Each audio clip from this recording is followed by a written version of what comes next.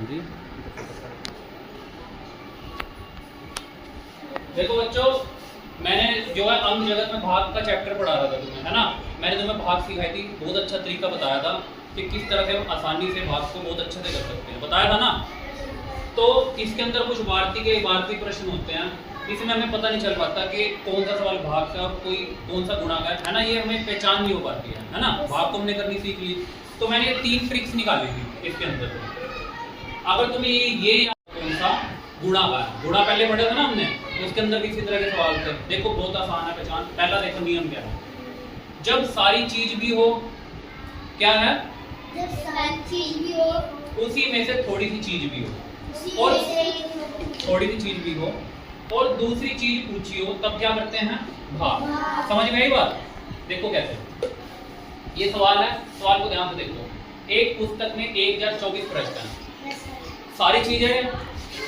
शिवानी ने एक दिन में 16 प्रश्न पढ़ लेती है। प्रश्न देखो, ये प्रश्न है, ये भी प्रश्न है ना। ये सारे प्रश्न हैं और इसी प्रश्न में से कितने प्रश्न दिए हुए हैं, 16। यानी कि मैंने क्या बताया था, जब सारी चीज भी दे रखी हो, इसी सारी चीज में से थोड़ी सी चीज दी हो या नहीं दी हुई। अगली लाइन देखो, पढ़ो। वह कितने दिनों में पूरी पुस्तक पढ़ लेगी। किस चीज की बात कर रही है, पुस्तक पढ़ने की। हमें दिया क्या हुआ था, प्रश्न। क्या दिया हुआ था, प्रश्न। और पूछा क्या हुआ है, कितने दिनों में। पूछा क्या है, दिन पूछे हुए हैं। देखो ये प्रश्न है, ये प्रश्न है, और पूछा क्या हमारे से, दिन। यानी कि हमें सारी चीज क्या दी हुई थी, पृष्ठ।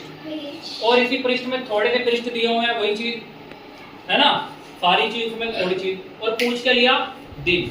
दूसरी चीज पूछ ली ना, तो क्या करेंगे, भाग। यानी कि 1024 को हम 16 से भाग कर देंगे तो आंसर आ जाएगा। ये नियम समझ में आया कि जब सारी चीज भी दी हो, उसमें तो थोड़ी सी चीज भी दी हो, और पूछ ली दूसरी चीज, तो क्या करेंगे, भाग।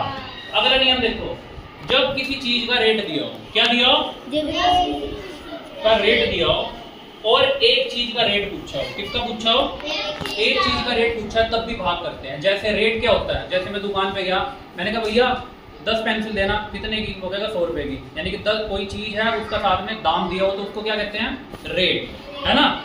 ऐसी होती है ना बात।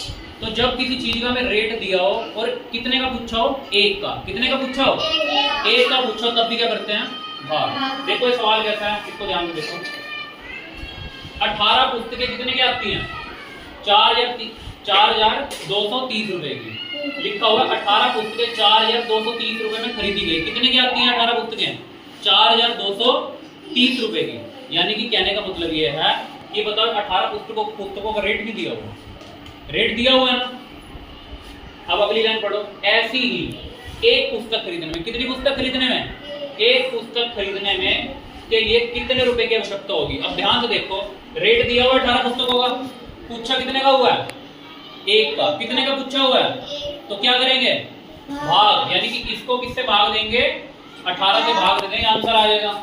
अगर यही बात देखो, अगर यहाँ पर 4 पुस्तकों का लिखा होता, क्या लिखा होता, तो बताओ फिर भाग देते ना। अब ये भाग का सवाल नहीं, कुछ और बन गए, वो आगे बढ़ाएंगे। क्या समझ में आई बात? जब कभी भी एक का पूछा होता है, तब भी हम भाग करते हैं। अगला नियम देखो, जब किसी चीज को बराबर बराबर बांटते हैं, क्या करते हैं, बराबर। जब किसी भी चीज को हम बराबर बराबर बांटते हैं, तब भी भाग देते हैं। क्या देते हैं, ये देखो सवाल ये रहा।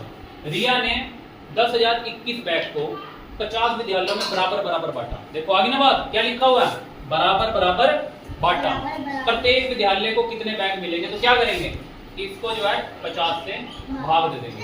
ये 3 कंसेप्ट है सवाल, और ये 3 है, इसी से सवाल हो जाएगा भाई, शोर ना मचाओ, इसी से सवाल हो जाएगा, ऐसे आंसर आ जाएगा। समझ में आई बात?